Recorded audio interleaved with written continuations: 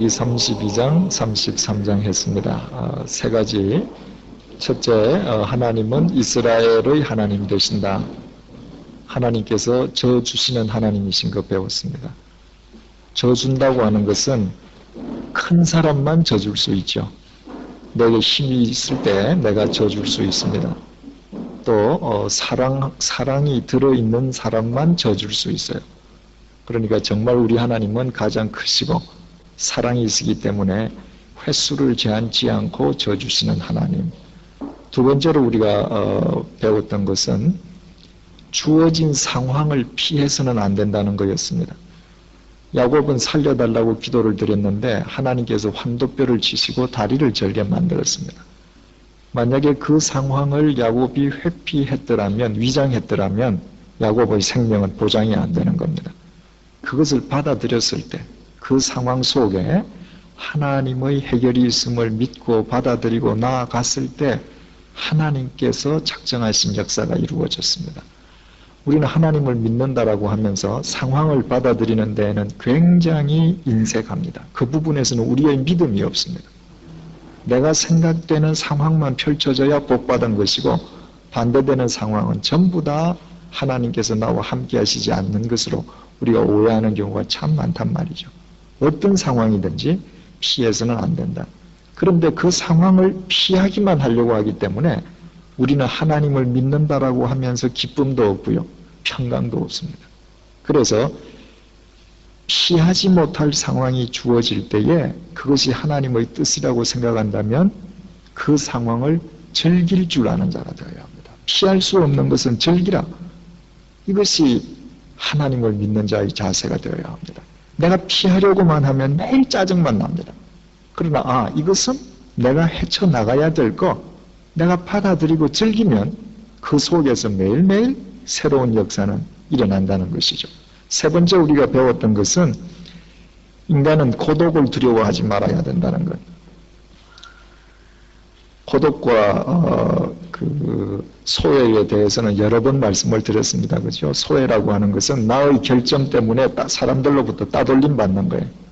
고독이라고 하는 것은 많은 사람들이 나를 필요로 하고 나를 좋아하지만 내가 하나님 앞에 앉는 그 시간을 위해서 나를 스스로 격리할 줄 아는 겁니다. 지난번에도 말씀드렸듯이 야곱은 재산이 있잖아요. 아내는 4명이나 되잖아요. 자식은 12명이나 되지 않습니까? 그럼에도 불구하고 그 모든 것이 자기의 인생의 가장 중요한 것을 해결할 수 없다는 고독을 받아들일 때 그 고독 속에 하나님과의 관계가 깊어지고 그 하나님과의 관계가 깊어진 만큼 옆으로 사람과의 관계가 넓어졌습니다. 이 십자가의 삶이라고 하는 것은 하나님과의 관계가 깊어질 때 사람과의 관계가 더 넓어지는 거예요. 그러니까 어느 쪽만 있어도 그건 십자가가 안 되는 거죠. 나는 하나님하고는 굉장히 친하다는데 사람만 만나기만 하면 싸운다. 문제가 있는 것이죠. 사람하고는 무조건 잘 사귀는데 하나님과의 관계는 아무런 관계가 없다. 그거 다 틀린 거죠. 하나님의 관계가 깊어질수록 사람과의 관계가 더 넓어질 때 십자가의 역사가 일어나는 것이다. 자, 오늘 34장이요. 이렇게 시작합니다. 레아가 야곱에게 낳은 딸 디나가 그 땅 여자를 보러 나갔더니 디나는 야곱의 외동딸입니다. 그게 이 시점까지 아들 11명에 딸 1명, 12명 자식인데 딸은 1명밖에 없습니다. 그런데 그 정말 귀하고 귀한 외동딸이 그 땅에 여자가 있는가 보러 나갔다. 친구가 어디 없을까 하고 밖에 나갔는데 무슨 일이 생겼는가? 2절 히위 족속 중 하몰의 아들 그 땅 추장 세겜이 그를 보고 끌어들여 강간하여 욕되게 했다. 그 땅의 젊은 추장이 야곱의 외동딸을 데려다가 강간을 해서 욕을 보였습니다. 이 당시는 그 여인에게 있어서 정조는 생명이란 말입니다. 정조를 못 지키는 여자는 돌로 때려 죽일 때거든요. 그런데 강간을 당했으니 이건 뭐 엄청난 모욕을 당한 겁니다. 이 개인의 모욕일 뿐만 아니라 이 가정의 모욕이 되는 거예요. 도대체 왜 그렇게 됐는가? 3절 보니까 그 그 마음이 깊이 야곱의 딸 디나에게 연연하며 그 소녀를 사랑하여 그의 마음을 위로하고 그 아비 하몰에게 청하여 가로되 이 소녀를 내 아내로 얻게 하여 주소서 하였더라. 사랑해서 자기 아내를 삼으려고 강간했다는 겁니다. 그러니까 정말 내가 결혼하고 싶으면 필요한 과정을 거쳐서 얼마든지 할 수 있을 터인데 이 젊은이가 이런 불의한 방법을 써서 디나를 강간을 했습니다. 강간을 했을 뿐만 아니라 26절을 보면요. 칼로 하몰과 그 아들 세겜을 죽이고 디나를 세겜의 집에서 데려오고 이렇게 되어 있죠. 그러니까 이 젊은이가 강간을 한 뒤에는 아예 자기 집에 가두어 버렸습니다. 보내주지도 않아요. 그래서 오빠들이 가서 나중에 원수 앞으로 가서 딱 칼질을 하고 그 다음에 지금 여동생을 데려왔다 이 얘기거든요. 4절 말씀 그 아비 하몰에게 청하여 가로되 이 소녀를 내 아내로 얻게 하여 주소서 하였더라. 디나를 강간해 놓고는 자기 아버지에게 아버지가 가서 좀 중매를 좀 서주십시오. 난 이 여자하고 결혼해야 되겠습니다. 아버지한테 지금 청탁을 넣었습니다. 5절 야곱이 그 딸 디나를 그가 더럽혔다 함을 들었으나 자기 아들들이 덜해서 목축함으로 그들의 돌아오기까지 잠잠했다. 이 글자 뒤에 숨어있는 그 보이지 않는 것이 보이죠. 그죠? 야곱이 아들들이 없으니까 수적 열쇠 때문에 입은 닫고 잠잠하지만 지금 속은 뛰는 겁니다. 그렇지 않겠어요? 내 사랑하는 딸이 당했는데 말을 못할 뿐이지 지금 속은 뒤집어지는 겁니다. 6절 세겜의 아비 하몰은 야곱에게 말하러 왔으며 그 남자 아버지는 지금 이제 야곱에게 청혼을 하려고 정식으로 지금 와 있습니다. 7절 야곱의 아들들은 들에서 이를 듣고 돌아와서 사람이 근심하고 심히 노하였으니 이는 세겜이 야곱의 딸을 강간하여 이스라엘에게 부끄러운 일 곧 행치 못할 일을 행하였습니다. 그 11명에 달하는 오빠들은 그 이야기를 듣고 지금 분기탱천했습니다. 그러니까 이런 얘기를 듣고 화 안 낼 오빠가 어디 있겠습니까? 자, 지금 분위기가 험악해졌습니다. 그런데 그 하몰, 그 청년의 아버지하고 청년은 야곱에게 찾아와서 지금 이쪽 사정도 모르고 결혼시키자는 겁니다. 그러면서 이 젊은이 아버지가 하는 말이 당신네들이 요구하는 거 다 주겠다는 거예요. 또 젊은이도 이 동네 추장이니까 빅물을 얼마든지 달라 해도 주겠다는 거예요. 다이아 몇 카라짜리도 좋다는 거예요. 요구만 하라는 거예요. 다 주겠다는 거예요. 결혼식만 하자는 겁니다. 그랬더니 13절 야곱의 아들들이 세겜과 그 아비 하몰에게 속여 대답하였으니 이는 세겜이 그 누이 디나를 더럽혔습니다. 야곱의 아들들이 그들에게 말하되 우리는 그리하지 못하겠노라. 할례 받지 아니한 사람에게 우리 누이를 줄 수 없노니 이는 우리의 수욕이 됨이니라. 그런즉 이같이 하면 너희에게 허락하리라. 만일 너희 중 남자가 다 할례를 받고 우리같이 되면 우리 딸을 너희에게 주며 너희 딸을 우리가 취하며 너희와 함께 거하여 한 민족이 되려니와 너희가 만일 우리를 듣지 아니하고 할례를 받지 아니하면 우리는 곧 우리 딸을 데리고 가리라. 유대인들은 하나님과의 언약의 상징으로 다 남자들은 할례를 행했단 말이죠. 그런데 이방인들은 할례를 안 했습니다. 이 당시만 해도 유대인들만 할례를 행했단 말이죠. 할례라고 하는 것은 남자 생식기 표피를 잘라내는 겁니다. 요즘 말로 하면 포경수술입니다. 그러니까 이 야곱의 아들들이 그 동네 그 추장에게 하는 말이 너희들처럼 그런 소위 요즘 말로 하면 야만족하고는 통혼을 안 하겠다. 그러니까 너희들이 우리하고 결혼을 서로 주고받고 하려면 우리처럼 할례를 받아라. 이 정도로 너희들의 의식이 깨야 우리가 할 수 있지 않겠느냐. 그랬더니 이 말을 듣고 세겜이 가서 자기네들 동네에 있는 청년들을 다 설득을 시켰습니다. 우리 할례 받자고. 생각을 해보셔요. 요즘 같은 때도 무슨 아이가 태어나면 할례를 그냥 태어나는 순간에 하지 않습니까? 병원에서 하고 요즘은 다 나와요. 그런데 그 병원에서 하지 못해서 성인이 된 사람들 중에서 요즘처럼 마취가 잘 되어 있고 약이 좋은데도 무서워서 할례 수술 못 받는 사람들이 있습니다. 평생 그냥 수술 안 받고 사는 사람도 있지 않습니까? 그런데 이 수천 년 전에 겨우 출애굽기 보면 할례할 때 부싯돌로 했거든요. 그러니까 돌멩이로 그 생사를 찢어내는 수술을 하자는 건데 이거 설득 안 하고 되겠습니까? 그러니까 이 세겜이 온 청년들을 설득시켜서 청년들이 다 할례를 받았습니다. 자, 25절입니다. 제3일에 미쳐 그들이 고통할 때에 야곱의 두 아들 디나의 오라비 시므온과 레위가 각기 칼을 가지고 가서 부지 중에 성을 응습하여 그 모든 남자를 죽이고 칼로 하몰과 그 아들 세겜을 죽이고 디나를 세겜의 집에서 데려왔다. 그러니까 사흘째 되는 날, 그 당시에 무슨 약도 없고 말입니다. 그게 생사를 찝는 수술을 받고 전부 다들 남자들이 고통에 처해서 운신을 못할 때 디나의 오라비 둘이가 가서 칼을 들고 집집마다 꼼짝 못하는 남자들 전부 다 단칼에 다 죽였습니다. 27절 야곱의 여러 아들이 그 시체에 있는 성으로 가서 노략하였으니 이는 그들이 그 누이를 더럽힌 연고라. 그들이 양과 소와 나귀와 그 성에 있는 것과 들에 있는 것과 그 모든 재물을 빼앗으며 그 자녀와 아내들을 사로잡고 집 속의 물건을 다 노략했다. 그처럼 남자들을 다 죽이고 난 뒤에 나머지 야곱의 아들들은 가서 집집마다 있는 재산들을 다 훔쳤습니다. 그러니까 세겜이라고 하는 한 마을을 완전히 풍지박산을 내버린 거예요.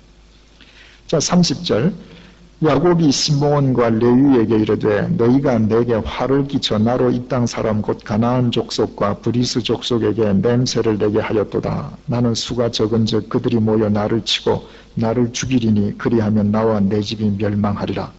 그렇죠? 자, 이 어디서 말입니다.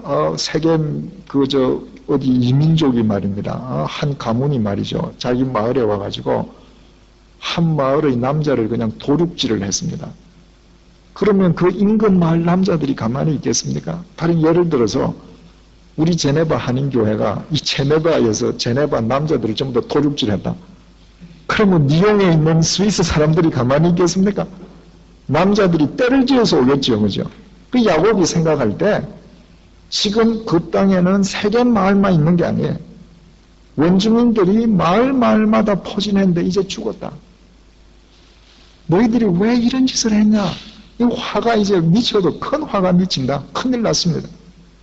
아들들이 뭐라고 하는 거 아니? 뉘우치기는 그냥 31절 그들이 가로되 그가 우리 누이를 창녀같이 대우함이 가하니까 아들들이 오히려 아빠한테 대어듭니다. 자, 온 집안이 지금 위태롭게 됐죠. 아버지와 자식 간에 불화가 생겼죠. 문제가 엄청나게 큰 문제가 생겼습니다. 그러면 왜 야곱 집안에 이런 문제가 생겼는가? 하나님께서 야곱을 훈련하시기 위함인가? 항상 폭풍의 의미는 두 가지라고 그랬습니다. 하나는 훈련, 하나는 우리가 잘못된 길을 갈 때 돌이키는 것. 그러면 하나님께서 야곱을 훈련시키는가? 훈련일 수가 없어요. 하나님께서 훈련시킬 때에 자식을 강간당하게 하지 않습니다. 그러면 왜 이런 일이 생겼는가? 35장 1절이 이렇게 시작되고 있어요. 하나님이 야곱에게 이르시되 일어나 베델로 올라가서 거기 거하며 내가 내 형 에서의 낯을 피하여 도망하던 때에 내게 나타났던 하나님께 거기서 단을 쌓으라 하신지라. 지금 야곱이 있어야 할 때를 잊지 않는 거예요. 야곱은 본래 삼촌 집으로 갈 때부터 본래 가나안 땅, 할아버지가 계시던 땅, 이삭이 있던 땅, 하나님과 교제하던 헤브론, 베델로 돌아가기로 되어 있는 사람입니다. 그런데 지금 가야 할 자리에 있지 않는 거예요. 그럼 도대체 지금 어디 있고 어디에서 뭐 했는가? 자, 33장으로 돌아가십시다. 우리가 지난 주일날 33장 볼 때 야곱이 엘 엘로헤 이스라엘로 고백하지만 이게 다 된 거 아니다. 문제는 또 있다 말씀드리지 않았습니까? 그 문제를 이제 보십시다. 자, 12절. 에서가 가로되 우리가 떠나가자. 내가 너의 앞잡이가 되리라. 자, 야곱을 죽이려고 에서가 칼잡이 400명을 데리고 갔었지 않습니까? 그런데 하나님의 역사하심 속에서 형이 뛰어와서 야곱의 목을 어긋맞기고 서로 울었습니다. 그리고 형제간에 화해가 이루어졌습니다. 그러니까 야곱은 밤을 새워서 살려달라고 그렇게 기도했는데 문제가 일거에 해결이 된 거예요. 일거에 해결이 됐습니다. 그랬더니 형은 정말 순수한 마음으로 가자. 내가 너희들 안내자가 되어줄게. 길잡이가 되어줄게. 그 다음에 자 야곱이 뭐라는지 들어보셔요. 13절. 야곱이 그에게 이르되 내 주도 아시거니와 자식들은 유약하고 내게 있는 양떼와 소가 새끼를 데렸은즉 하루만 과히 몰면 모든 떼가 죽으리니 청컨대 내 주는 종보다 앞서가소서. 나는 앞에 가는 짐승과 자식의 행보대로 천천히 인도하여 세일로 가서 내 주께 나아가리다. 형이 자 우리 같이 가자. 가나안 저 본토 안으로 같이 들어가자. 그랬더니 동생이 뭐라 하냐면 형 먼저 가시오. 우리는 애도 어리고 새끼 된 짐승도 많고 빨리 행군할 수 없어서 천천히 갈 테니까 형 먼저 가시오. 이건 뭘 얘기하는 겁니까? 문제가 일거에 해결되고 나니까 야곱은 하나님이 없어져 버리는 거예요. 자기 잔꾀가 또 드러납니다. 저 형 따라갔다가 조금 마음 변해가지고 또 칼로 한번 확 휘두르면 내 죽겠지. 너 너하고 안 가. 너 먼저 가. 그 다음을 보십시다. 15절. 에서가 가로되 내가 내 종자 수인을 네게 머물리라. 야곱이 가로되 어찌하여 그리하리이까. 나로 내 주께 은혜를 얻게 하소서. 형이 말씀하기를 야 내 종자 몇 명을 나한테 붙여줄게. 이 사람들은 다 칼잡이들이잖아요. 그죠? 경호원 몇 명 붙여줄게. 만약에 야곱이 이때 형을 믿었더라면 딸이 강간당하는 그런 일은 없을 수도 있었겠죠. 근데 이것마저 거절했습니다. 왜? 칼잡이 옆에 있는 거 불안해요. 필요 없습니다. 16절. 이 날에 에서는 세일로 회정하고 야곱은 숫곳에 이르러 자기를 위하여 집을 짓고 짐승을 위하여 우릿간을 지은 거로 그 땅 이름을 숫곳이라 불렀다. 자, 지도를 한번 봅니다. 여러분 이제 이거 뭔지 아시죠? 그죠? 요거 지중해고 요거 저 이스라엘이로 요거 무슨 바다입니까? 요거 사해? 염해. 사해는 사람들이 부르는 이름이고 성경은 염해라고 부른다 그랬죠. 이 죽은 바다 아닙니다. 그게 사람들은 사해 쓸모없는 바다라고 해서 사해인데 지금 과학이 발달된 오늘날은 이 바다가 보물바다예요. 온갖 광물질이 저 밑에 다 들어있습니다. 이스라엘이 저기서 화장품도 만들고요. 저거 가지고 돈 엄청나게 버립니다. 그래서 성경은 죽은 바다라고 말하지 않고 염해, 다른 바다보다 더 짜다. 요건 갈릴리고 요단강이에요. 여기 가장 강을 건너기 좋은 야복강에서 밤새도록 기도했단 말이죠. 야곱이. 그리고 야복을 건넜습니다. 건너서 형하고 해결이 됐어요. 바로 자기가 가야 될 베델 헤브론은 여기에 있습니다. 세일은 이 정도에 있어요. 형이 가자는 거예요. 야곱이 먼저 가시오. 내가 뒤따라갈게요. 그리고 숫곳을 가는데 숫곳은 어딘가? 다시 이쪽이에요. 문제가 다 해결되고 나니까 자기 방법대로 살겠다. 안 간다는 거예요. 나는. 저 숫곳이라고 하는 게 저게 뜻이 뭔가? 운막이라는 게 운막. 여러분 사람이 자기께로 살면 잘 될 것 같지만 그것은 하나님 앞에서는 운막밖에 안 돼요. 그야말로 초가상관이에요.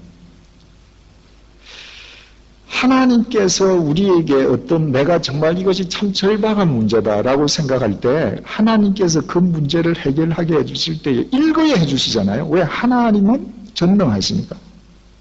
일거에 해줄 때 쉽게 해결이 되어버릴 때의 사람들은 자기 방법을 또 따라가는 거예요. 야곱이 그렇게 밤새 고민했는데 그렇게 쉽게 해결되리라고 상상도 못했습니다. 너무 쉽게 됐습니다. 돌아가는 거예요. 그 다음에 보십시다. 18절 야곱이 바담 아람에서부터 평안히 가나안 땅 세겜 성에 이르러 성 앞에 그 장막을 치고 장막 친 밭을 세겜의 아비 하몰의 아들들 손에서 은 100개로 샀다. 숲곳에 가만히 있으니까 그래도 좀 마음이 편치 않아요. 그래서 다시 요단강을 건너가지고 들어와서 세겜은 여기 가나안 땅에서 완전 변방이에요. 들어가긴 들어갔는데 중간에는 안 가겠다는 거예요.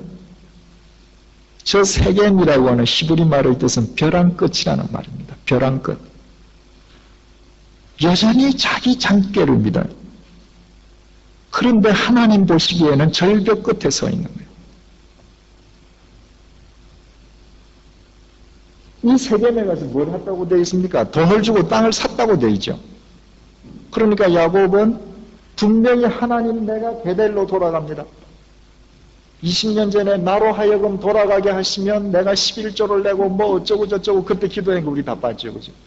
그런데 문제가 해결되고 나니까 전혀 갈 의사가 없고 세겜 저기에서 눌러 살겠다는 거예요. 그리고는 저기에 돈 주고 땅을 샀습니다. 자, 1절 한번 34장 1절 레아가 야곱에게서 낳은 딸 디나가 그 땅 동그라미 쳐둡시다. 그 땅이 뭐예요? 무슨 땅이에요? 여기 세겜.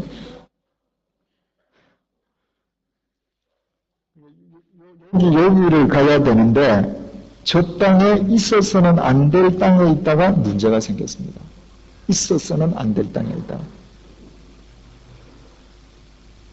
이게 뭐하고 똑같습니까? 창세기 27장하고 똑같죠. 이삭이 영안이 어두워져서 해서는 안 될 짓을 하니까 온 집이 풍지박산이 날 뻔했어요. 여러분 이런 사람들이 있어요. 나는 예수를 믿어도 적당하게 믿는다. 난 문턱 그 안에는 안 들어간다. 하나님께서 왜 야곱을 이리로 들어가라 그래? 하나님을 위해서? 아닙니다. 이 어리석은 사람들이 늘 착각하는 것은 내가 신앙의 중심 속으로 들어가는 것은 하나님께 대단히 유익이고 나한테 손해가 되는 일이라고 생각합니다. 그렇지 않습니다.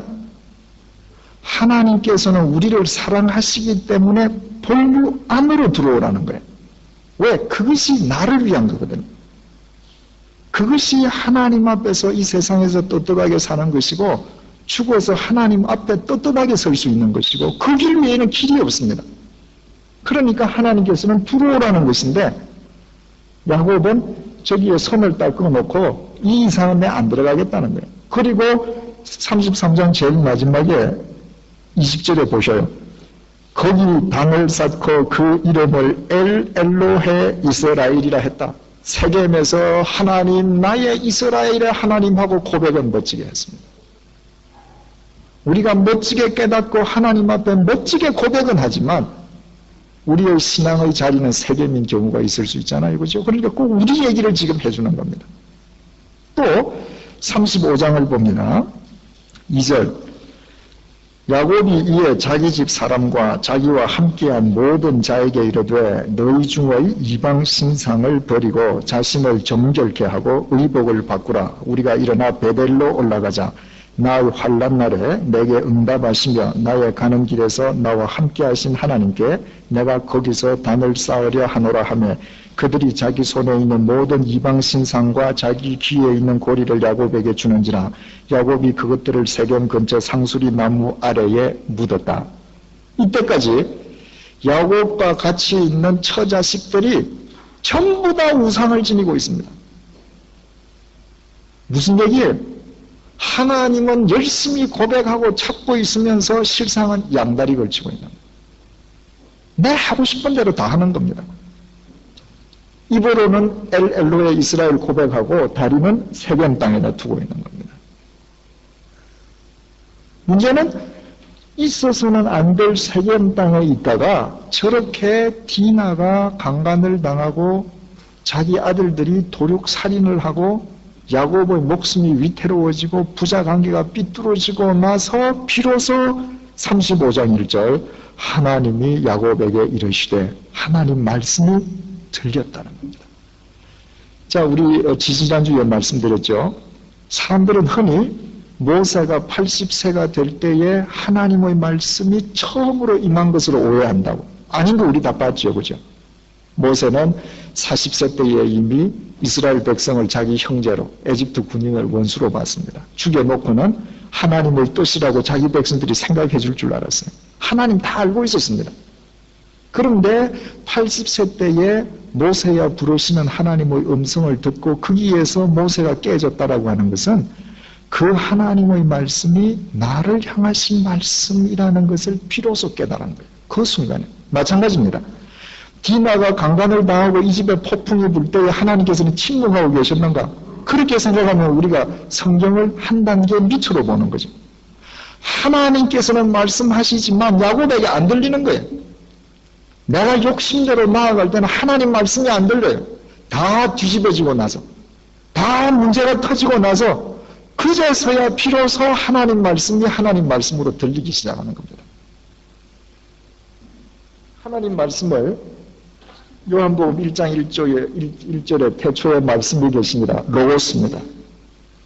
하나님 말씀이 로고스예요. 그런데 성경에 보면 레마라고 하는 말이 여러 번 나옵니다. 레마. 예수 그리스도께서 말씀하실 때에 사탄이 와서 돌멩이로 떡을 만들어 먹어라. 그러니까 예수님께서 말씀하실 때 사람이 떡으로만 살 것이 아니요 하나님의 입으로 나오는 말씀으로 살 것이니라 할 때 말씀이 로고스가 아니라 레마입니다. 또 로마서 10장 18절에 믿음은 들음에서 나는 것이요 들음은 그리스도의 말씀으로 임함이니라. 로고스가 아니라 레마예요. 그러면 로고스와 레마의 차이는 뭔가? 로고스는 창세기부터 요한계시록까지가 전부 다 로고스입니다. 그런데 이거 아무리 읽어봐야 이건 뭐 나하고 상관없는 말씀. 그러면 그것은 단순히 그저 객관적인 로고스일 뿐이에요. 그런데 이 말씀 중에 내 가슴을 치는 말씀들이 있어요. 어느 날부터인가 이 말씀이 내 속에서 살아 역사합니다. 나를 향한 하나님의 말씀으로 들릴 때 그게 레마가 되는 거예요. 야곱이 이 이전까지는 하나님의 말씀이 로고스로만 들립니다. 그런데 풍지박산이 나고 난 뒤에서 비로소 레마로 들리는 거예요. 아, 이건 다른 사람을 향한 말씀이 아니구나. 나를 향하신 하나님 말씀이구나. 레마로 들렸습니다. 그러니까 시편 기자가 뭐라고 그래요? 시편 119편 72절 73절에서 이렇게 고백을 합니다.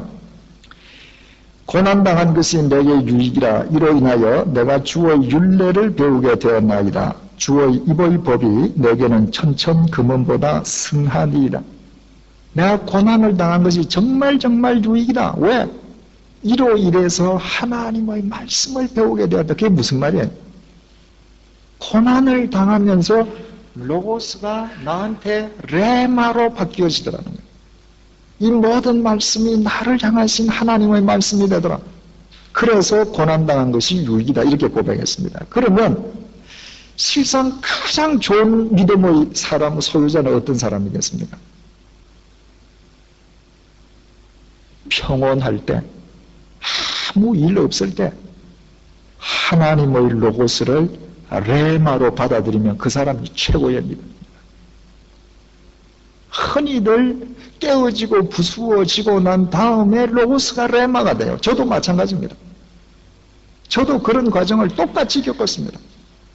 무슨 저 창세기 27장, 창세기 34장은 이삭과 야곱의 이야기가 아니라 여기에 이재철만 갖다 놓으면 전부 다 제 얘기입니다. 이런 과정을 통해서 로고스가 레마가 됐단 말이죠. 그런데 어떤 분들 흔히 그러잖아요. 나는 암이 나왔다가 암이 하나님께서 이렇게 고쳐주셨습니다. 이런 간증을 들으면 어떤 분들은 그러셔요. 나는 도대체 내 일생에 그런 드라마가 없어서 참 무미건조하다고. 그렇지 않습니다. 그런 드라마틱한 드라마가 없었는데도 구구절절히 레마로 들린다. 그분이 최고입니다. 최고의 믿음의 소유자. 자, 이 폭풍 속에서 비로소 하나님의 말씀이 레마로 야곱에게 들리기 시작을 합니다. 하나님께서 어떻게 도우시는 말씀을 하시는가? 4절 5절로 그들이 자기 손에 있는 모든 이방 신상과 자기 귀에 있는 고리를 야곱에게 주는지라 야곱이 그것들을 세겜 근처 상수리 나무 아래 묻고 그들이 발행하였으나 하나님이 그 사면 고울들로 크게 두려워하게 하신 거로 야곱의 아들들을 추격하는 자가 없었더라. 한 마을을 도둑질을 했으니까 그 근처에 있는 마을 남자들이 복수를 하러 와야 될 터인데 하나님께서 막아버리셨습니다. 하나님의 말씀을 레마로 듣고 갈 때에 하나님의 도우심이 구체적으로 확인되는 거예요. 9절부터 10절 말씀 봅니다. 9절부터 10절 야곱이 밧담 아람에서 돌아오매 하나님이 다시 공표하십시다. 하나님이 다시 야곱에게 나타나사 그에게 복을 주시고 그에게 이르시되 내 이름이 야곱이다마는 공표하십시다. 야곱이다마는 내 이름을 다시는 야곱이라 부르지 않겠고 이스라엘이 내 이름이 되리라. 창세기 32장에서 하나님께서 너 야곱, 나무 뒷덜미 치는 사람, 남 등쳐먹는 사람, 너 이제 이스라엘이라 해라.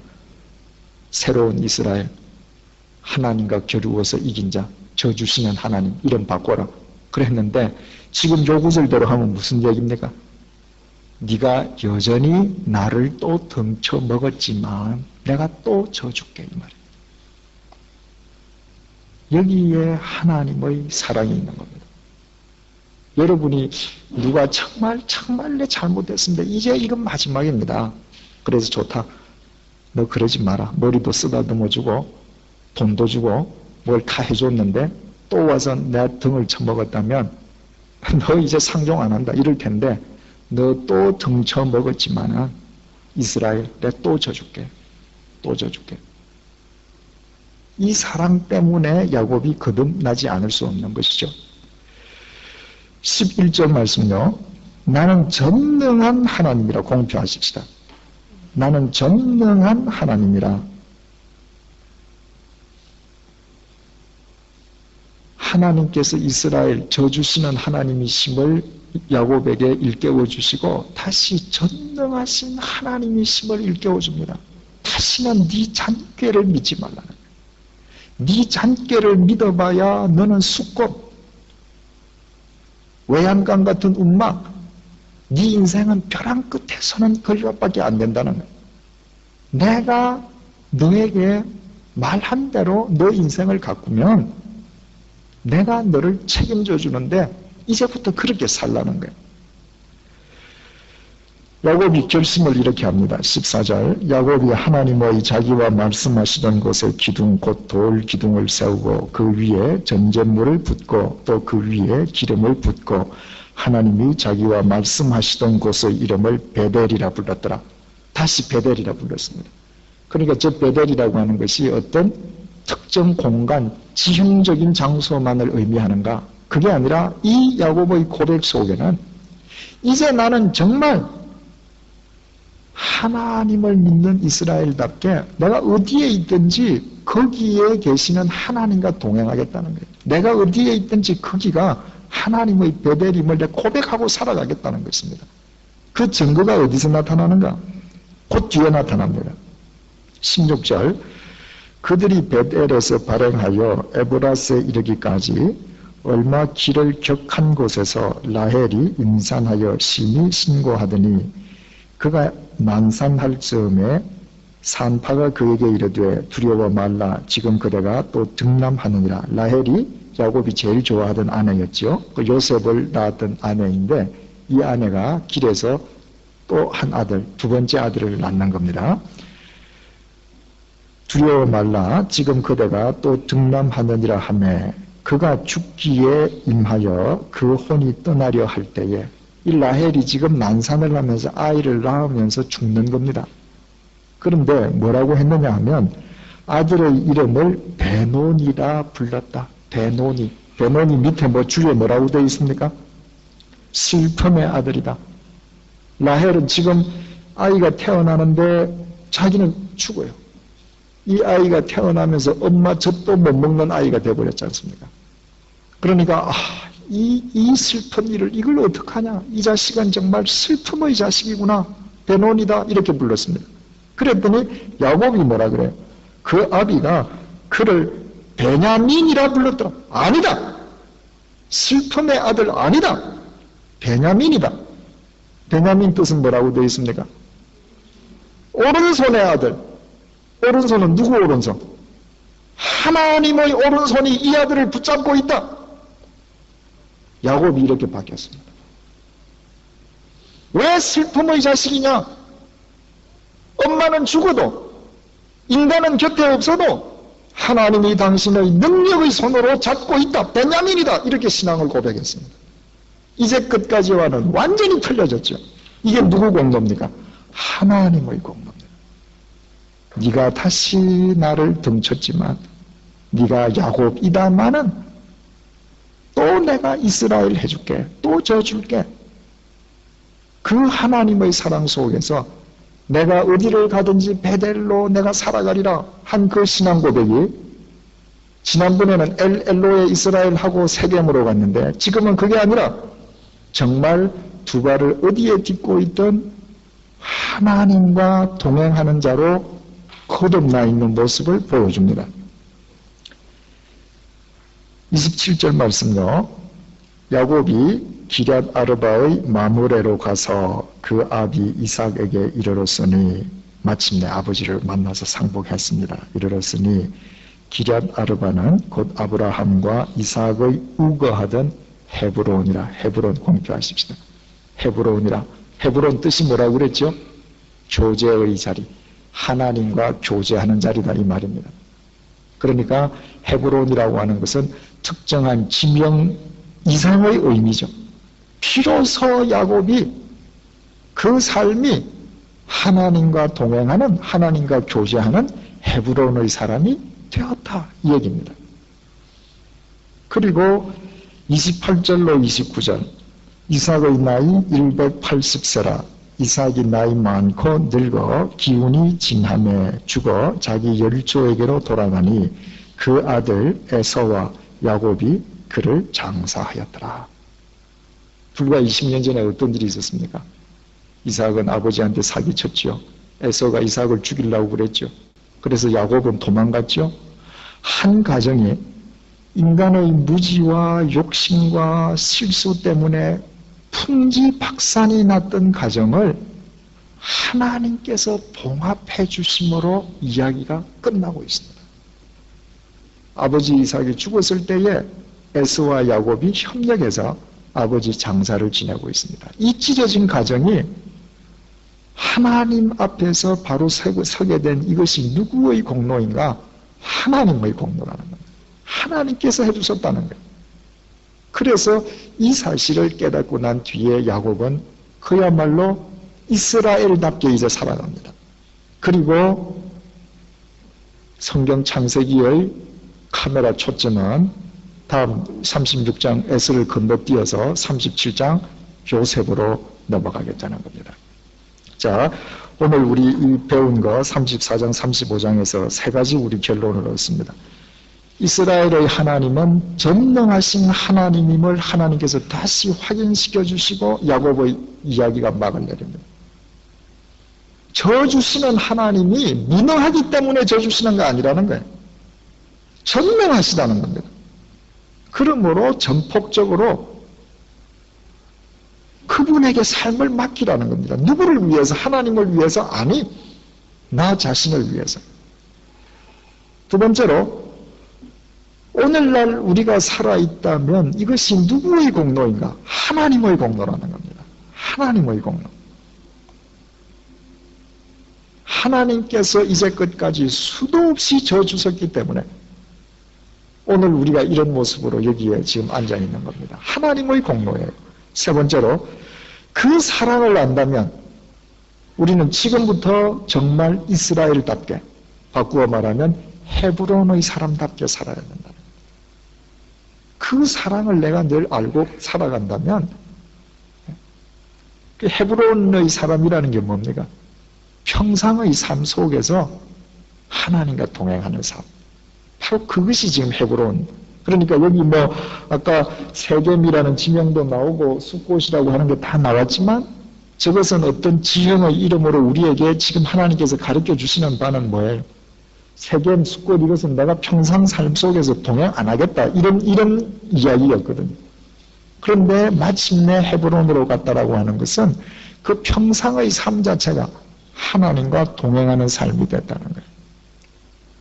불교 얘기를 잠깐 하고 얘기를 끝내겠습니다. 여러분 예전에 돌아가신 성철 스님이 계신데 이 성철 스님이 80년대 초에 그 신군부가 등장을 해서 그 불교 법난이 있고 아주 세상이 어지러웠을 때에 조계종 총무원장을 그분이 수락을 하셨습니다. 근데 산속에만 앉아있던 분이 그래 내가 조계종 종정으로 내가 아무런 거 관여 안 하지만 내 이름은 걸어줄게. 그리고 나서 그분이 조계종 종정으로 취임할 때 취임사가 아시죠? 산은 산이고 물은 물이다 그랬습니다. 그래서 이게 도대체 무슨 얘기냐? 그런데 그 이야기에 대해서 여러분들 시원스럽게 들어본 적이 없죠, 그죠? 그런데 그 산은 산이요, 물은 물이다라고 하는 말은 성철 스님의 말이 아니고 지금부터 700년 전에 불경의 경전 가운데에 금강경이라고 하는 경전이 있습니다. 중국에서 금강경 오가해라는 책이 나왔어요. 우리말로 지금 번역을 하면 금강경이라는 경전을 5사람의 위대한 대가 스님들이 주석을 한 책이다 이 말이에요. 금강경 오가해. 그 금강경 오가해라고 하는 그 책 속에 야부 스님이라고 하는 분이 시를 한 줄 썼는데 그 시가 바로 그 구절입니다. 산시산 수시수 불제하처 산은 산이고 물은 물인데 부처님이 어디에 계시단 말이요. 이것이 원문입니다. 그런데 성철 스님은 뒤에 것은 생략하시고 산은 산이고 물은 물이다 이렇게만 얘기한 겁니다. 그럼 이 말이 무슨 말인가? 야부 스님이 설명을 할 때 이렇게 설명을 합니다. 첫 번째로 산이라는 거예요. 우리가 턱 산을 보면 저기 산이 있다. 산이에요. 물이 있구나. 물이에요. 산은 산이고 물은 물이에요. 근데 부처님을 만나고 나면 산은 산이 아니에요. 물은 물이 아닌 거예요. 일체 만물의 근본이 하나라고 했기 때문에 하늘과 땅의 구별이 없어요. 미추, 아름다움과 추함의 구별이 없어요. 유무, 있고 없음의 구별이 없습니다. 모든 게 똑같으니까 가치관에 일대 혼란이 일어나는 거예요.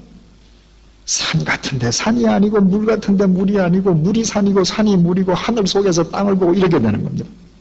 이 단계가 지나가면 다시 산이 산이 되는 겁니다. 저건 무슨 얘기냐? 이 세상 모든 것이 부처님의 불성을 가지고 있기 때문에 저 단계에 가면 산은 산인데 이 이전의 산이 아니라는 거죠. 이 이전의 산은 자연 현상으로서의 산일 뿐인데 이 단계에 가면 모든 것이 부처님의 불성을 일깨워주는 산으로, 그러니까 산을 통해서도 부처님의 말씀을 듣고 물을 통해서도 부처님의 말씀을 듣는다 이런 얘기가 되는 겁니다. 여러분 이것이 우리 그리스도인의 신앙에도 똑같이 적용됩니다. 그래서 성철 스님이 이 얘기를 하신 것은 산은 산이다, 물은 물이다. 부처님의 도가 어디에든지 다 있는데 너희들의 현실의 삶 속에서 불성을 따라 살려고 노력하지 어디 부처님 찾아다닌다고 산 위에는 올라오고 내려가서는 딴짓하느냐 이 말입니다. 지금 처음에 내가 예수님을 믿기 전에는 내가 가진 직업 이거 전부 다 아주 좋은 직업이고 다 좋아요. 근데 예수님을 믿고 나면 어떻게 됩니까? 이게 다 가치 없어 보여요. 그래서 은혜 받았다 하면 전부 다 신학교로 가야 돼요. 신학교 가는 것만 제일 가치 있는 것처럼 보이거든요. 이 단계에서는 직업은 직업인데 두 번째 단계에 주님을 턱 만나고 보니까 직업이 아니에요. 그런데 그 단계가 넘어가면 다시 직업이 됩니다. 내가 어떤 직업을 갖고 있든지 그리스도를 위해서 살면 그것이 성직이 되는 거예요. 그것이 정말 믿음이 되는 겁니다. 헤브론의 사람이 그렇게 되는 겁니다.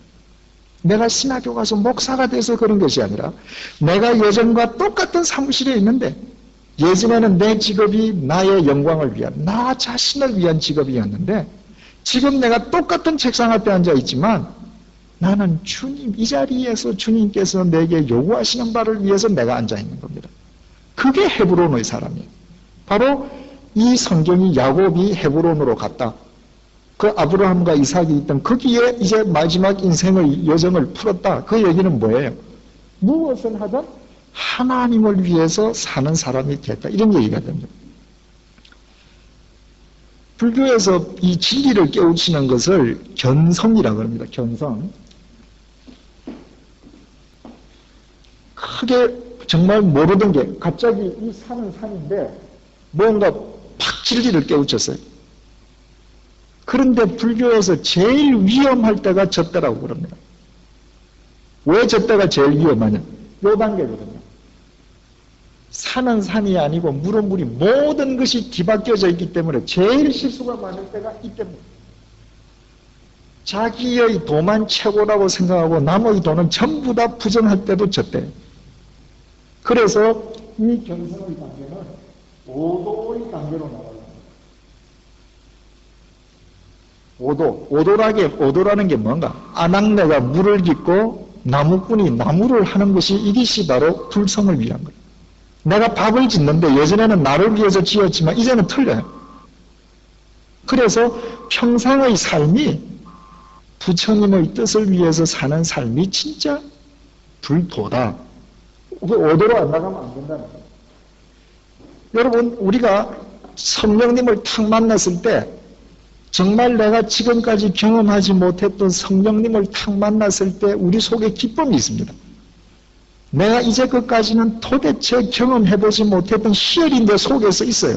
그때가 제일 위험한 겁니다. 제일 독선적이 될 때가 돼요. 그래서 성령 이야기하는 사람들이 조금도 사람들을 용납 못합니다. 왜? 이 단계거든요. 이때 전부 다 털고 신학교 가려고 그러는 거예요. 그 단계가 넘어가면 그래, 예수 그리스도를 따라간다라고 하는 것은 사도 바울의 말처럼 먹든지 마시든지 내가 무엇을 하든 그리스도의 영광을 위해서 하는 것. 그 삶을 알아갈 때 그 다음부터는 무엇을 해도 그 속에 하나님의 영광이 드러나고 그것이 바로 헤브론의 사람이 되는 것입니다.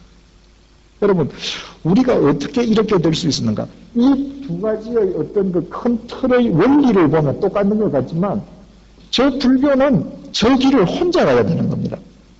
그래서 여러분들 유명한 잘 아시는 효봉스님 계시지 않습니까? 그분은 외정시대 때에 경성법대를 나오시고 판사가 되셨는데 그분이 사형을 언도하였는데 진범이 잡혔습니다. 그러니까 자기가 오판을 내서 사람이 죽은 거예요. 그 진범이 잡히고 자기가 오판했다는 것이 드러나는 순간에 효봉 이조 판사님이 사표를 썼습니다. 그리고는 머리를 깎으시고 금강산에 가셔서 수행을 하셨죠. 그분도 종정을 하셨죠. 그죠? 그리고 많은 불교의 업적을 남기셨습니다. 그런데 그분이 자살을 했습니다. 경상도 양양이라고 하는 그 근처 어디에 신을 곱게 벗어놓고 물에 빠져서 돌아가셨습니다. 왜? 자기가 남을 죽였다고 하는 죄책감 때문에 판사가 이걸 사표를 쓰고 판사가 되어서 평생을 불도를 따라갔는데 불도에는 저주시는 하나님이 없습니다. 네가 야곱이다마는 내가 또 너에게 져줄게 용서해 주시는 하나님이 없습니다. 그 용서해 주시는 신을 찾지를 못했습니다. 그분이. 그래서 저 경성과 오도의 길을 가려고 그분이 그토록 몸부림쳤지만 결국 자기가 한 생명을 죽였다고 하는 그 잘못을 해결하지 못하고 자살했습니다. 그러면 우리는 어떻습니까? 하나님께서는 오늘도 네가 야곱이다마는 내 이스라엘 되어줄게. 헤브론에 가거라. 헤브론에 가거라. 정말 우리를 용서해 주시는 하나님, 너는 내 것이다. 너는 새로운 피조물이다. 너는 나의 자녀다. 이 하나님이 우리에게 계신다면 이분들은 그게 없어도 이 길을 가려고 그렇게 애를 쓰는데, 그분과 내가 함께 더불어서 헤브론의 길을 가지 못한다고 하면 우리는 얼마나 부끄러운 자가 되겠어요.